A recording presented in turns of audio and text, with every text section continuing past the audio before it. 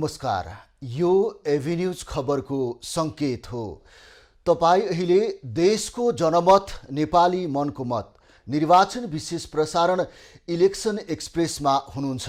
म सुसन रामदाम। यो क्रमको प्रारम्भ गरौं मूल खबरबाट। निर्वाचन आयोगद्वारा चुनावी तयारी तीव्र, नेपाल स्थित कूटनीतिक नियोगका प्रमुखहरूसँग छलफल, स्थानीय तहका कर्मचारी निगरानीमा गठबन्धनको पक्षमा जनमत देखिएको दाहालको दाबी। एमाले अध्यक्ष ओली भन्छन् निर्वाचन जितिसक्यौं।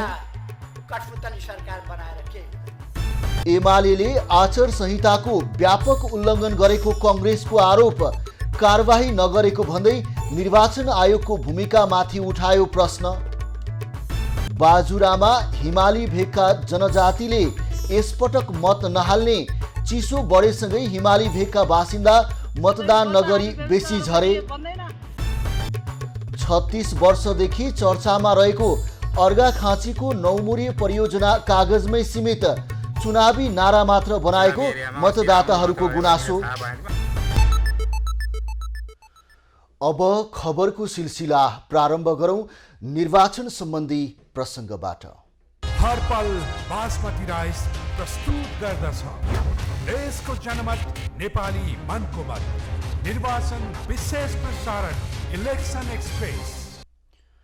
निर्वाचन आयोगले आसन्न प्रतिनिधि सभा र प्रदेश सभा सदस्य निर्वाचनबारे नेपाल स्थित कूटनीतिक नियोगहरूलाई जानकारी गराएको छ।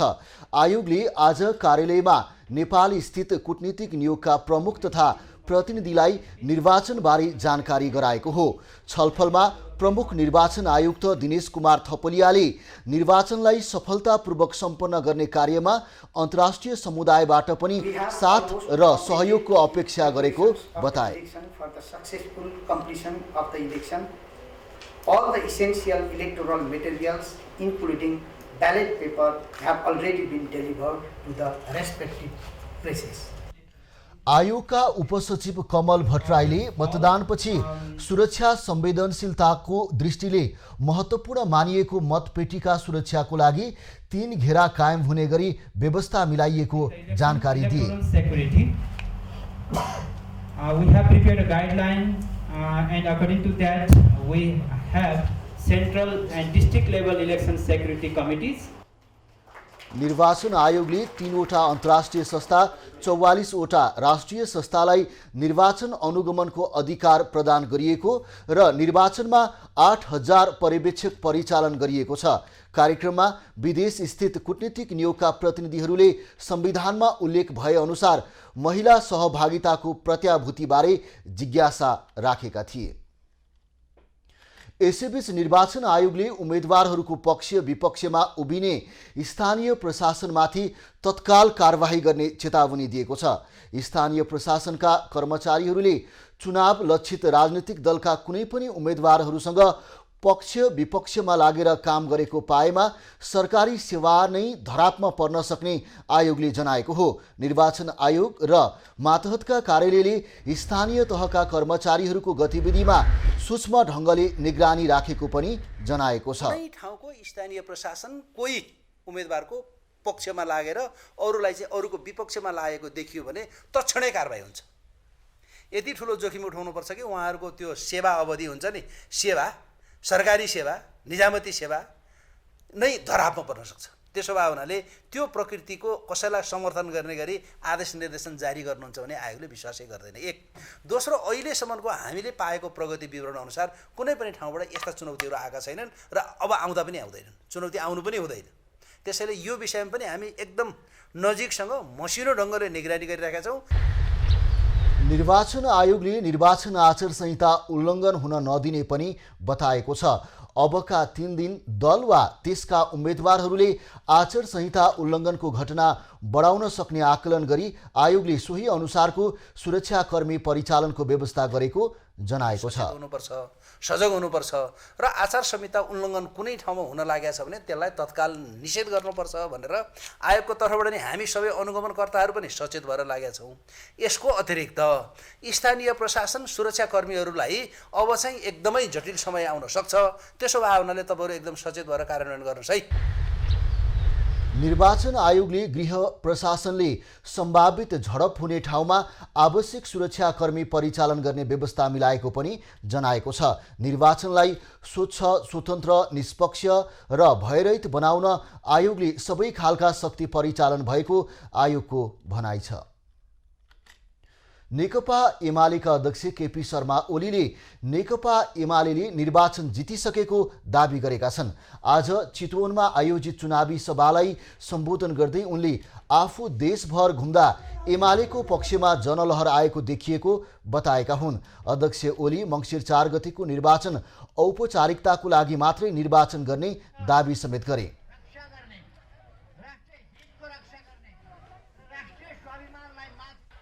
यस्तो टालाटुली जोडेका कठपुतली सरकार बनाएर केही हुँदैन।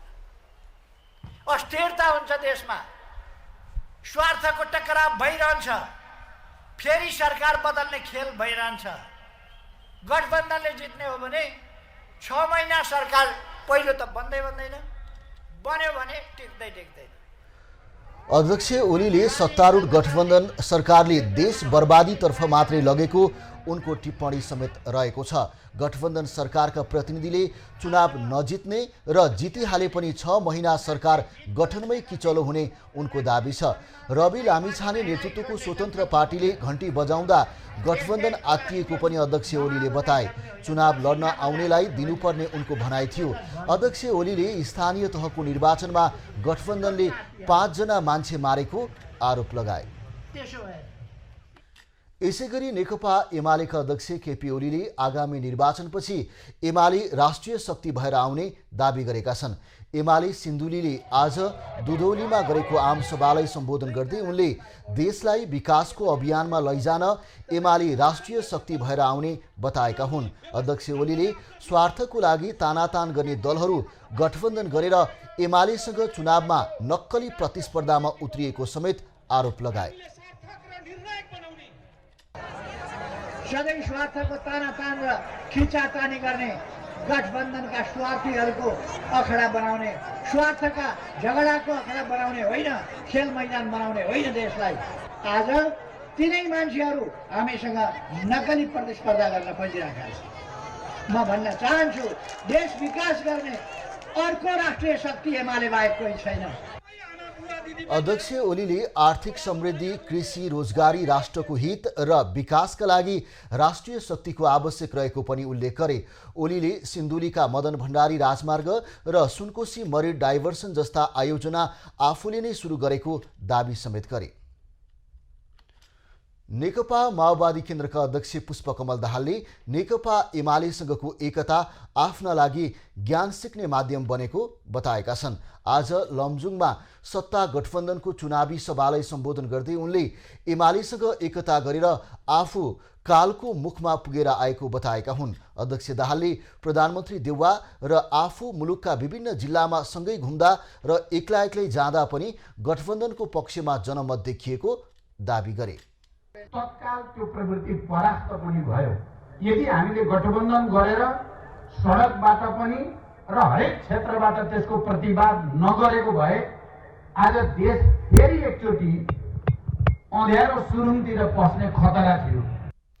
अध्यक्ष दाहालले निर्वाचनमा सत्तारूढ गठबन्धनले जितेपछि मुलुकमा विकास र समृद्धिले गति लिने बताए। उनले गण्डकी प्रदेशको विकासको नेतृत्व आफूले लिने पनि बताए। आगामी दिनमा सत्तारूढ गठबन्धनले समग्र ध्यान आर्थिक विकास र समृद्धिमा दिने अध्यक्ष दाहालको भनाइ छ।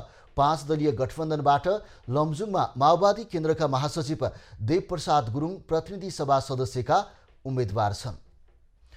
नेपाली कांग्रेसले नेकपा एमाले खुलेआम निर्वाचन आचार संहिताको उल्लङ्घन गरेको आरोप लगाउँदै कारबाहीको माग गरेको छ। आज पार्टी केन्द्रीय कार्यालय सानेपामा आयोजित पत्रकार सम्मेलनमा प्रवक्ता डाक्टर प्रकाश शरण महतले आचार संहिताको खिलाफमा एमाले खुलेआम प्रलोभन दिने, सामाजिक सङ्घ संस्थाहरूको दुरुपयोग गर्ने काम गर्दा पनि निर्वाचन आयोगले कारबाही नगरेको आरोप लगाएका छन्। उनले एमालेको गतिविधिप्रति निगरानी गरी कारबाही गर्न आयोगको ध्यान आकर्षण समेत गराएका छन्। चुनावको बेलामा चाहिँ भरपूर उहाँहरू चाहिँ दुरुपयोग गर्नुहुन्छ।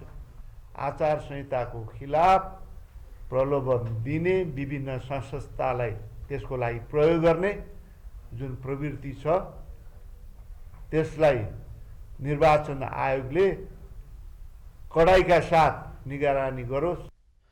प्रवक्ता महतले आसन्न प्रतिनिधि सभा र प्रदेश सभा निर्वाचनमा सत्तारूढ गठबन्धन फराकिलो मतले विजयी हुने दाबी समेत गरेका छन्। उनले निर्वाचनपछि पनि आफ्नो पार्टीको नेतृत्वमा सत्तारूढ गठबन्धनकै सरकार बन्ने समेत बताए। प्रवक्ता महतले मुलुकलाई स्थिरतासहित समृद्धिको दिशामा अघि बढाउन सत्तारूढ गठबन्धनको विकल्प नभएको दाबी गरे। राष्ट्रिय प्रजातन्त्र पार्टीका अध्यक्ष राजेन्द्र लिङदेनले मुलुकको व्यवस्था परिवर्तन गर्न नयाँ शक्तिको जित आवश्यक रहेको बताएका छन्। आज मकवानपुरको पदमपोखरीमा आयोजित चुनावी सभालाई सम्बोधन गर्दै लिङदेनले पुराना दलहरूका कारण मुलुकको व्यवस्था नै असफल भएको भन्दै अब मुलुकको व्यवस्था परिवर्तन गर्न नयाँ शक्तिको जित आवश्यक रहेको बताएका हुन्। अध्यक्ष लिङदेनले ठूला भनिएका पार्टी तथा नेतालाई धेरै पटक विजयी बनाए पनि देशको अवस्था उहिरहेकाले एकपटक राप्रपालाई भोट दिन आग्रह गरे। आज देशको यो स्थिति हुनमा उनीहरू जिम्मेवार छन् कि छैनन्? कार्यक्रममा अभिनेत्री मनिषा कोइरालाले बीपीको सिद्धान्तलाई सम्झेर आफूले राप्रपालाई समर्थन गरेको बताए। र मेरो हजुरबुवा बीपी कोइरालाले के भन्नुहुन्थ्यो भने कहिले पनि एउटा कठिन निर्णय लिँदाखेरि एउटा हात छातीमा राख्नु, अर्को हातले चाहिँ नि आफ्नो मुलुकको माटो राख्नु। मुलुक अहिले अप्ठ्यारो अवस्थामा रहेकाले जनताले सचेत भएर देशको नेतृत्व चयन गर्नुपर्ने उनको भनाइरहेको छ।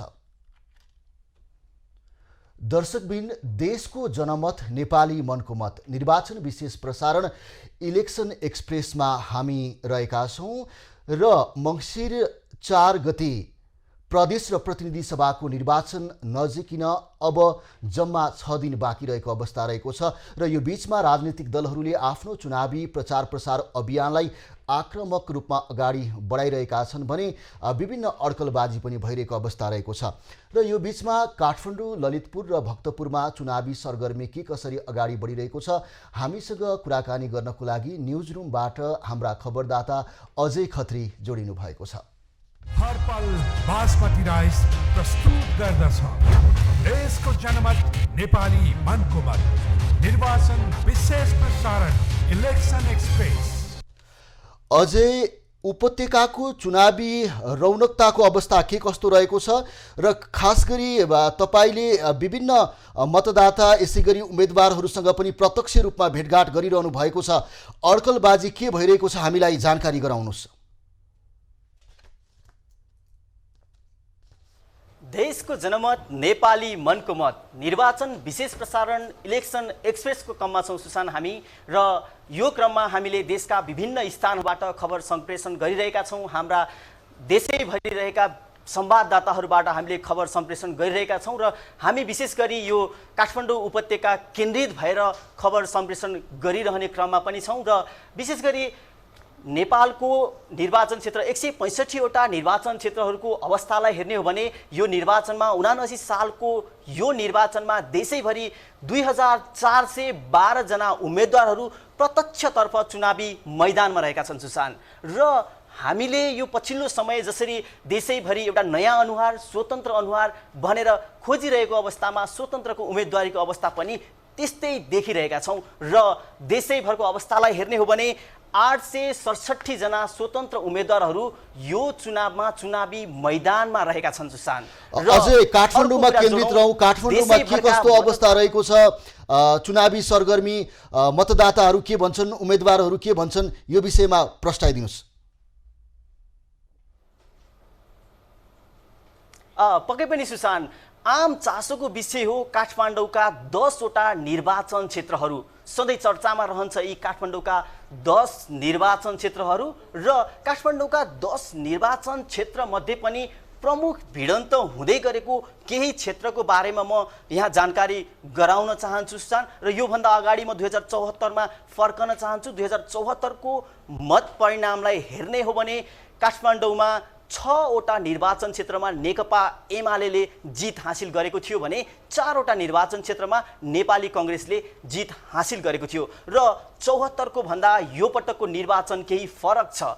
यस अर्थमा पनि कि 2074 सालमा वाम गठबन्धन गरेर नेकपा एमाले, नेकपा माओवादी केन्द्र लगायतका वाम घटकहरू चुनावी मैदानमा थिए भने यो पटक परिदृश्य फरक छ। वाम लोकतान्त्रिक गठबन्धन बनेको छ र त्यसले गर्दा पनि काठमाडौँमा योभन्दा अगाडि 74 सालमा 6वटा निर्वाचन जितेको नेकपा एमालेलाई यो पटक साख जोगाउन केही मुस्किल देखिएको छ र ती 6वटा निर्वाचन क्षेत्रमा निर्वाचित सांसदमध्ये जो काठमाडौँ 2बाट निर्वाचित भएका थिए माधव कुमार नेपाल, उनी अहिले नेकपा एकीकृत समाजवादी खोलेर उनी अलगिएका छन्। त्यस्तै काठमाडौँ निर्वाचन क्षेत्र नम्बर 8का जीवनराम श्रेष्ठ, उनी पनि अहिले नेकपा एकीकृत समाजवादीमा नै छन् भने काठमाडौँ निर्वाचन क्षेत्र नम्बर 7का रामवीर मानन्धर, उनले पनि नेकपा एमालेबाट विद्रोह गरेर स्वतन्त्र उम्मेदवारी दिएका छन्। यसले गर्दा पनि काठमाडौँका 10वटा निर्वाचन क्षेत्रमा नेकपा एमालेलाई निकै चुनौती हुने अवस्था देखिएको छ भने अर्को पाटो जस्तो काठमाडौँका मतदाताले चाहिँ एक किसिमले विवेकको मत प्रयोग गर्छन्, उनीहरू अलिकति शिक्षित छन्,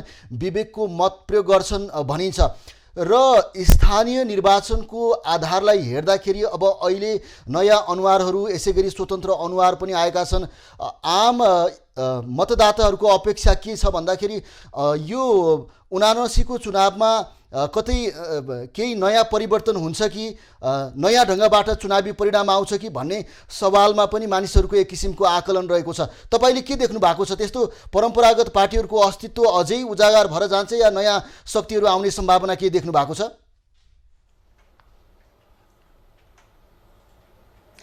यसमा के कुरो जोडौँ भन्दा सुसान, काठमाडौँका 10वटा निर्वाचन क्षेत्रमध्ये सबैभन्दा चर्चामा छ काठमाडौँ निर्वाचन क्षेत्र नम्बर 1, जहाँ यसभन्दा अगाडिका 3वटा निर्वाचन जितेका प्रकाशमान सिंह चौथो पटक पनि जित हासिल गर्ने दाउमा छन् भने उनको प्रतिस्पर्धीका रूपमा राप्रपाबाट रविन्द्र मिश्र चुनावी मैदानमा छन्। त्यस्तै नेपाल सुशासन पार्टीबाट पूर्व डिआइजी रमेश खरेल पनि छन् र राष्ट्रिय स्वतन्त्र पार्टी जुन अहिले चर्चामा पनि छ उसले पुकार बमलाई अगाडि सारेको छ भने यी लगायत यावत उम्मेदवारहरूले गर्दा पनि यो क्षेत्रको चुनावी भिडन्त अत्यन्तै रोचक हुने देखिएको छ भने पक्कै पनि तपाईँले उठाउनु भएको जस्तै परम्परागत शक्तिहरूलाई यो क्षेत्रमा पनि केही असहज हुने अवस्था हामीले देखिरहेका छौँ। र काठमाडौँ 5को कुरा गरौँ सुसान, जहाँ नेकपा एमालेका वरिष्ठ उपाध्यक्ष ईश्वर पोखरेल चुनावी मैदानमा छन्। उनको प्रतिस्पर्धीका रूपमा गठबन्धनले नेपाली कङ्ग्रेसका युवा नेता प्रदीप पौडेललाई अगाडि सारेको छ, जहाँ ईश्वर पोखरेल जसले योभन्दा अगाडिको निर्वाचनमा विजय हासिल गर्नुभएको थियो भने उहाँलाई पनि केही असहज हुने अवस्था देखिएको छ। साथै रन्जु दर्शना जस्ता स्वतन्त्र उम्मेदवारहरूका कारणले गर्दा पनि यो क्षेत्र पनि चर्चाको शिखरमा रहेको छ। अझै जानकारीको लागि धेरै धेरै धन्यवाद। उहाँ हुनुहुन्थ्यो हाम्रा खबरदाता अजय खत्री, न्युज रुमबाट काठमाडौँको चुनावी रौनकता र सम्भावित अड्कलबाजीका विषयमा कुराकानी गर्नुहुँदै अब हामी सीधा बाँकीतर्फ लाग्दैछौँ। बाँकीबाट हाम्रा खबरदाता दुर्गा रोकाया जोडिनु भएको छ।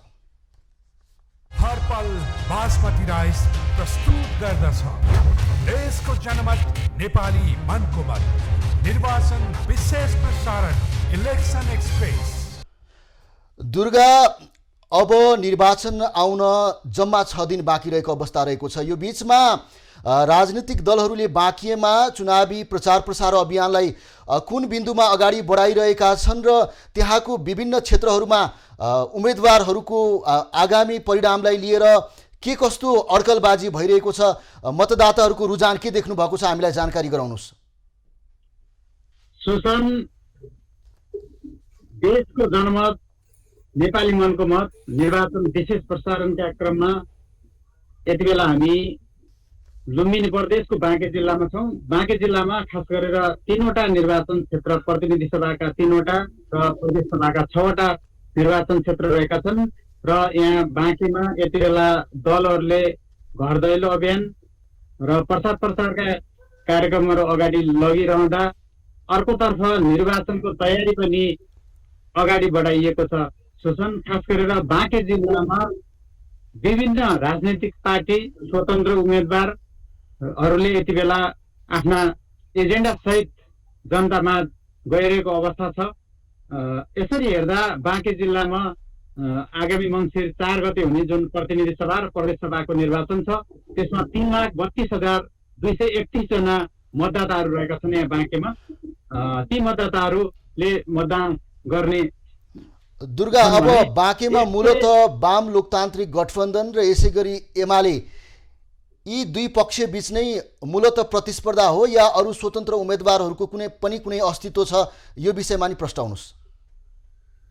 पक्कै पनि शोषण बाँकेमा खास गरेर वाम लोकतान्त्रिक गठबन्धन र नेकपा एमाले राप्रपा तालमेल को जुन तालमेल छ त्यो बीचमै प्रतिस्पर्धा देखिन्छ। अहिलेसम्म बाँकेको क्षेत्र नम्बर 1 मा हेर्दा नेकपा एमाले र राप्रपा तालमेलका सूर्य ढकाल प्रतिनिधि सभा सूर्य ढकाल र वाम गठबन्धनका महेश्वर गहतराज जुन युवा तथा खेलकुद मन्त्री पनि हुनुहुन्छ, उहाँहरू बीच जस्तो अब बाँकेको कुन निर्वाचन क्षेत्रको मा बढी चर्चित अनुहारको अड्कलबाजी छ, उनीहरूको विषयमा चर्चा परिचर्चा के छ, यो प्रस्ताउनुहोस्। बाँकेका 3वटै क्षेत्रमा चर्चित अनुहारहरू छन्। खास गरेर बाँके क्षेत्र नम्बर 1 मा मन्त्री नै निर्वाचन लडिरहेको अवस्था छ। महेश्वर गहतराज जुन अहिले पनि वर्तमान युवा तथा खेलकुद मन्त्री हुनुहुन्छ र उहाँलाई नेकपा एमालेका सूर्य ढकालले चुनौती दिइरहेको अवस्था छ भने बाँके क्षेत्र नम्बर 2 मा राप्रपाका महामन्त्री समेत रहेका डाक्टर धवल शमशेर राणा र पूर्व मन्त्री इस्याक राई बीच बढी प्रतिस्पर्धा देखिन्छ। त्यस्तै गरेर नेपाली काङ्ग्रेसले त्यस क्षेत्रमा बाँके 2 मा सुदीप नरसिंह राणालाई चाहिँ उम्मेदवार बनाएको छ र उहाँ पनि सँगसँगै दौडमा हुनुहुन्छ। त्यस्तै गरेर बाँके क्षेत्र नम्बर 3 को कुरा गर्दा नेपाली काङ्ग्रेसका सहमहामन्त्री बाँके जिल्ला अध्यक्ष नेकपा एमालेका बाँके जिल्ला अध्यक्ष बीचको प्रतिस्पर्धा छ। यसरी बाँकेका 3वटै क्षेत्रमा हेर्दाखेरि वाम लोकतान्त्रिक गठबन्धन र नेकपा एमाले राप्रपा तालमेल बीच नै बढी प्रतिस्पर्धा हामीले देखिरहेका छौँ। दुर्गा, जानकारीको लागि धन्यवाद। उहाँ हुनुहुन्थ्यो बाँकेबाट हाम्रा खबरदाता दुर्गा रोकाया। बाँकेको विभिन्न चुनावी क्षेत्रको प्रत्यक्ष त्यहाँको उत्साह र उमङ्ग, यसै गरी निर्वाचनको तयारी लगायतका विषयमा हामीसँग कुराकानी गर्नुहुँदै खबरको सिलसिला अझै जारी छ। हामी सँगै रहनुहोला। अब बाँकी खबर। निजी क्षेत्रले आसन्न निर्वाचनपछि मुलुकको अर्थतन्त्र सबल बनाउन सक्ने सरकारको खाँचो रहेको बताएको छ। निजी क्षेत्रका ठूला छाता सङ्गठन नेपाल उद्योग वाणिज्य सङ्घ र नेपाल उद्योग परिसङ्घले मङ्सिर 4 गतेको निर्वाचनपछि बन्ने सरकारको प्रमुख एजेन्डा आर्थिक क्रान्ति हुनुपर्ने माग राखेका हुन्। निजी क्षेत्रले आसन्न निर्वाचनपछिको सरकारले निजी क्षेत्रसँग सहकार्य गरी अर्थतन्त्रलाई चलायमान बनाउने र पूर्वाधारको विकास गर्न सक्ने एजेन्डालाई प्रमुख प्राथमिकता दिनुपर्नेमा जोड दिएको हो। पूर्वाधारलाई नम्बर 1 एजेन्डा बनाएर समृद्धिलाई नम्बर 1 एजेन्डा र यो निजी क्षेत्रसँग सहकार्य नगरिकन सम्भव नै छैन। र यही यो जुन पार्टीले गर्छ हैन, मलाई लाग्छ त्यस्तो पार्टीको हाम्रो अपेक्षा चाहिँ रहेको छ। सबल सक्षम चाहिँ एउटा चाहिँ के भन्दा अर्थतन्त्रलाई ड्राइभ गर्न सक्ने, अर्थतन्त्रलाई चलायमान बनाउन सक्ने र नेपाली सधैँ गरिब भइरहनु पर्ने कुनै चाहिँ एउटा कर्ममा लेखेर आएको होइन। मुलुकमा आर्थिक समृद्धि र सुशासन राजनीतिक परिवर्तनबाट आउने भएकाले सक्षम नेतृत्व नै अहिलेको आवश्यकता भएको समेत निजी क्षेत्रको भनाइ छ। मुलुकको अर्थतन्त्रलाई चलायमान बनाउन सक्ने नेतृत्वको सरकार समेत निजी क्षेत्रले माग गरेको छ। 3 दशक अघि जलविद्युत निकाल्ने योजनासहित अध्ययन गरिएको अर्घाखाँचीको नौमुरे परियोजना कागजमै सीमित छ। झिमरुक र मादी नदीको सङ्गम अर्घाखाँची र प्युठानको सिमानामा पर्ने नौमुरे क्षेत्रमा सो आयोजना अगाडि बढाउने चर्चा चलेको 36 वर्ष भए पनि कुनै काम अघि बढ्न सकेको छैन। मङ्सिर 4 को निर्वाचनसँगै नौमुरे जलविद्युत आयोजनाको चर्चा हुन थालेको छ। करिब 4 दशकदेखि चर्चामा रहेको यस आयोजनाले गति लिन सकेन। यद्यपि यसपटकको निर्वाचनमा पनि दलका उम्मेद्वारका लागि चुनावी नारा भएको स्थानीयले बताएका छन्। पहिला चाहिँ यो शीतखोला भनौँ पुलको पनि योजना डुबान हुन्छ भनेर उहाँले पनि क्यान्सल गरिदिनु भयो र अब फेरि अहिले चाहिँ हुन्छ भन्ने जस्ता कुरा भयो। चुनावी एरियामा अस्तिर आउनुभएको थियो अरे भन्ने थाहा पाएँ। हामीलाई त्यतिर अब त्यही चुनावकै प्रचारमै मतलब नौमुरे पनि त्यही जस्तो लाग्छ क्या। विक्रम सम्मत 2043 देखि 2046 सम्म यस आयोजनाको सम्भाव्यता अध्ययन गरिएको थियो। आयोजनाका लागि भौगोलिक परीक्षण, पानीको परीक्षण र सर्वेक्षण समेत गरिएको थियो। त्यस यता माओवादी सरकारको बेलामा पनि नौमुरे चर्चामै रह्यो। विशेष गरी माओवादी अध्यक्ष पुष्पकमल दाहालको भारत भ्रमणको बेला पनि निकै चर्चामा रह्यो नौमुरे। तत्कालीन ऊर्जा मन्त्री टोपबहादुरको पालामा नौमुरेको शिलान्यास समेत गरिएको थियो, तर त्यस यता कुनै प्रक्रिया अगाडि बढेनन्। यद्यपि अर्घाखाँचीबाटै चुनाव लड्दै गरेकी कांग्रेस नेता पुष्पा भुसालले निर्वाचनपछि सरकारले पुनः अगाडि बढाउने आश्वासन दिइन्। मैले नौमुरे जलविद्युत मैले यहाँ कार्यालय खोले, कर्मचारीको लागि तलब पनि लिइरहेका थिए। गठबन्धनले कर्मचारीको तलब काट्यो। 245 मेगावाटको विद्युत क्षमता भएको नौमुरेलाई बहुउद्देश्यीय आयोजनाको रूपमा पनि हेरिएको छ। यस आयोजनाबाट दाङ र कपिलवस्तुका खेतीयोग्य जमिनमा सिँचाइको प्रबन्ध गरिने लक्ष्य हो। सिद्धगङ्गा नगरपालिका 8 जलुकेमा पर्ने प्रस्तावित आयोजनाबाट सुक्खा याममा वा वर्षा याममा पनि एउटै परिमाणको विद्युत उत्पादन गर्न सकिने सम्भावना छ। लुम्बिनी प्रदेशको सबैभन्दा ठूलो विद्युत आयोजना पनि भएकाले यसको चर्चा धेरै हुने गरेको छ। तर आयोजना अघि बढाउन भने सरकारी तहबाट कुनै पहल भएको छैन। एबी न्यूज खबरका लागि प्रेमनारायण आचार्य। नौमुरे जलविद्युत आयोजनाको उद्घाटन गरिएको यो कार्यालय लामाताल अर्घाखाँची। नेताहरू चुनावमा मतदाताहरूलाई फकाउन उनीहरूकै घरमा पुगेर विभिन्न आश्वासन दिँदै आफ्नो पक्षमा मत मागे पनि बाजुरामा हिमाली भेगका जनजातिले यो पटक मत नहाल्ने भएका छन्। चिसो बढेसँगै हिमाली भेगका बासिन्दा भोट नहाली बेसीतिर झरेका हुन्। विशेष खबरको साथमा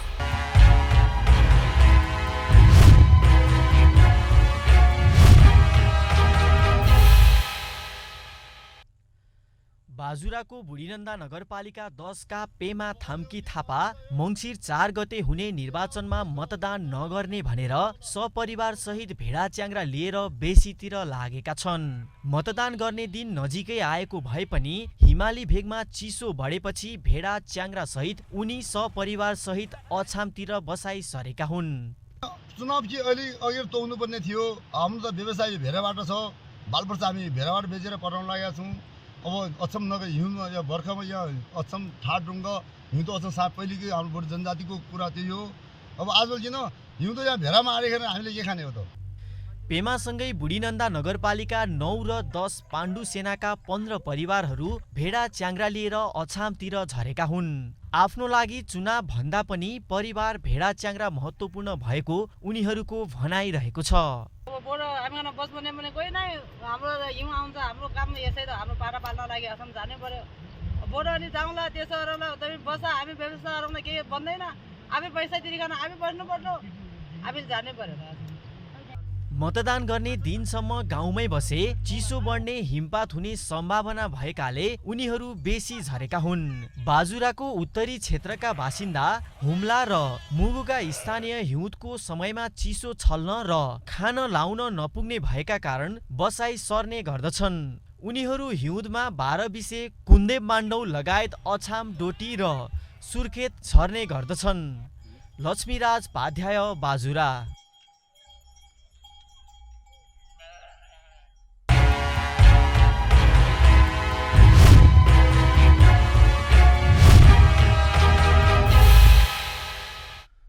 2070 सालको संविधान सभा निर्वाचनमा माओवादी अध्यक्ष पुष्पकमल दाहाललाई हराएर चर्चामा आएका राजन केसी तेस्रो पटक काठमाडौँ 10 मा उम्मेदवार बनेका छन्। यो पटक उनलाई माओवादीकी अञ्जना बिसङ्खे र एमालेका हिमेश केसीले कडा चुनौती दिने आकलन गरिएको छ। देशको जनमत नेपाली मनको मत निर्वाचन विशेष प्रसारण इलेक्सन एक्सप्रेसको क्रममा हामी अहिले काठमाडौँको क्षेत्र नम्बर 10 मत्स्य गाउँमा आइपुगेका छौँ। आगामी मङ्सिर 4 मा हुने प्रदेश र प्रतिनिधि सभा निर्वाचनका लागि उम्मेदवारहरू घर दैलो अभियानदेखि लिएर भेटघाटलाई तीव्रता दिइरहेको हामी देख्न सकिन्छौँ। यस क्षेत्रमा मुख्य प्रतिस्पर्धीको रूपमा नेपाली काङ्ग्रेसबाट राजेन्द्र कुमार केसी, नेकपा माओवादी केन्द्रबाट अञ्जना बिसङ्खे र नेकपा एमालेबाट हिमेश केसी बीच त्रिपक्षीय प्रतिस्पर्धा हुने देखिन्छ। यस क्षेत्रमा 18 जना उम्मेदवारहरूले आफ्नो विभिन्न एजेन्डा सहित मतदाताको घरमा पुगिरहेको हामी देख्न सकिन्छ। 5 वर्षभित्र यो मुलुकको जलस्रोतमा हामी 10,000 मेगावाट जलविद्युत उत्पादन गर्छौँ। यो मुलुकमा थप 10 लाख हामी चाहिँ पर्यटन ल्याउँछौँ र यो मुलुकमा हाम्रो जुन चाहिँ जमिनहरू छ हैन, हामीसँग समुद्र छैन, ल्यान्ड लक कन्ट्री भन्छौँ, हामी ल्यान्ड रिच कन्ट्री पनि हो र यो मुलुकको चाहिँ तमाम चाहिँ जति पनि जमिनहरू छ त्यो उर्वर भूमिलाई हामी चाहिँ आधुनिक र वैज्ञानिक कृषि गरेर यो मुलुकमा चाहिँ हामी चाहिँ रोजगारी दिन चाहन्छौँ। समग्र चाहिँ समृद्धि, सम्पदा संरक्षण र यहाँको संस्कार संस्कृतिहरूको चाहिँ नि विकास निर्माण र सम्वर्धन, यहाँको रैथाने काँठे संस्कृति, नेवा संस्कृति र यहाँको उत्पादन सम्बन्ध, यो सबैलाई समग्र रूपमा चाहिँ यो क्षेत्रलाई विकास समृद्धिको निमित्त मेरो अभियान अगुवाको भूमिका रहनेछ। यस क्षेत्रमा रहेका मतदाताहरूले भने यस क्षेत्रको विकास, यहाँको संस्कृतिको संरक्षण गर्ने प्रतिनिधि चाहिरहेको उनीहरूको भनाइ छ। यो प्रतिनिधिले चाहिँ यो ठाउँलाई विकास र विस्तार गरेर अगाडि लगिकन यो मन्दिरलाई चाहिँ विश्व सामु चिनाएर यसको चाहिँ बृहत रूपमा चाहिँ कार्यक्रमहरू राखेर यसलाई अगाडि बढाउन सक्ने व्यक्ति चाहिँ हामीलाई आवश्यक। हामी नेवार समुदायभित्र हामीले चाहने उम्मेदवार भनेको नेवार परम्परा अनुसार नेवार सम्पदालाई रक्षा गर्ने अनि सबै जनजातिलाई सुरक्षा गर्ने, सबैलाई हेरी सबैको दुःख सुख बुझ्ने। यस क्षेत्रका उम्मेदवारहरू आफैले जित्ने दाबी गरिरहेका छन्, तर नतिजा कसको पल्टोमा जाने हो त्यो भने आगामी मङ्सिर 4 को निर्वाचनको परिणामले नै देखाउनेछन्। देशको जनमत नेपाली मनको मतका लागि क्यामेरामा राजेश रजकको साथ भेदबहादुर गुरुङ, क्षेत्र नम्बर 10 चन्द्रगिरी। खबरको सिलसिला अझै जारी छ, हामी सँगै रहनुहोला। अब पालो खास खबरको।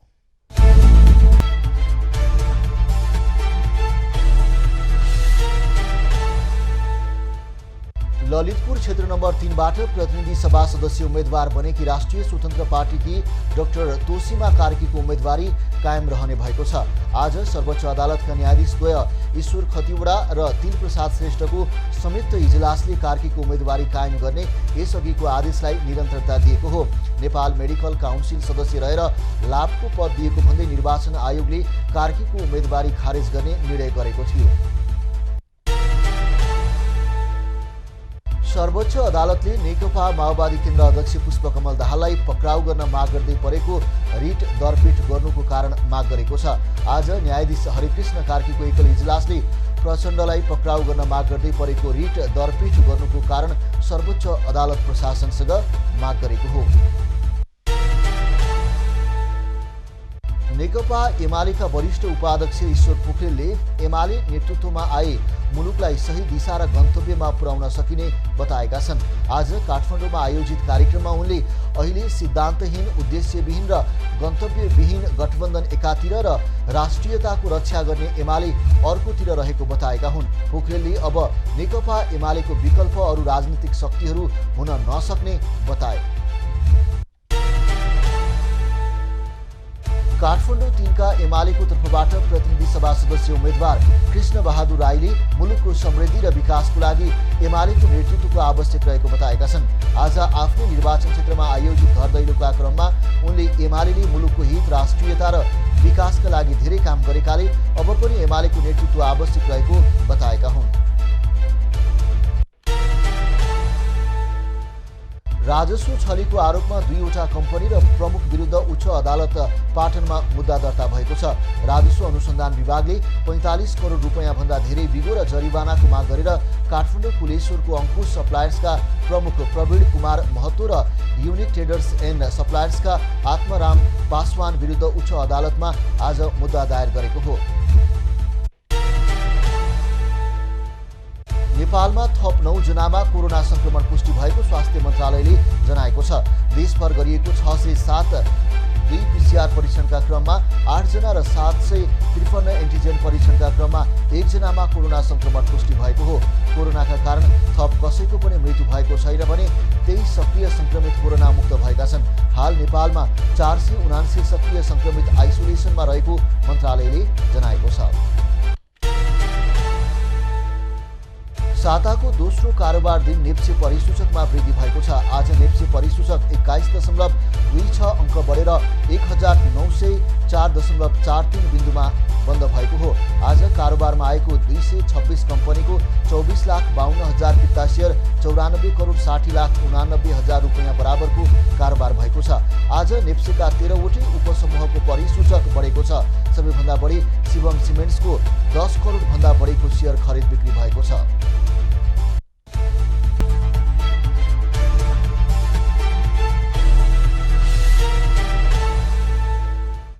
अब पालो एभिन्यूज एट मौसमको।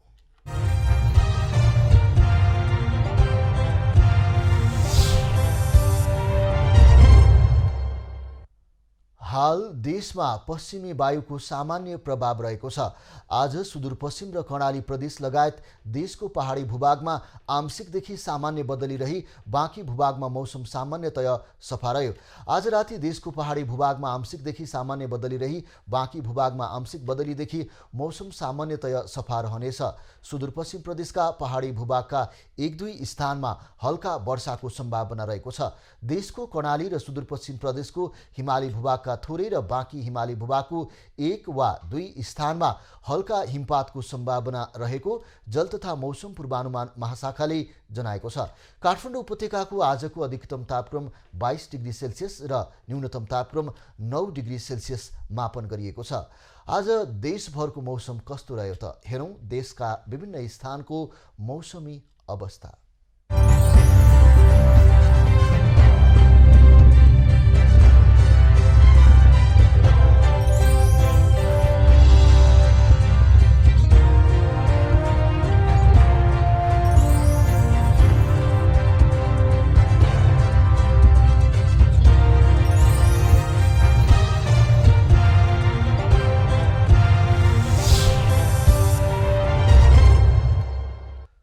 अहिलेलाई देशको जनमत नेपाली मनको मत निर्वाचन विशेष प्रसारण इलेक्सन एक्सप्रेसको यो क्रम यति नै। एभिन्यूज खबरका यी सहित अन्य विस्तृत खबरको लागि www.avnews.tv लगइन गर्न सक्नुहुनेछ। युट्युब, फेसबुक र ट्विटरमा पनि हामीलाई फलो गर्न सकिनेछ। खबरभित्रको खबरको लागि हेर्दै रहनुहोला एभिन्यूज खबर।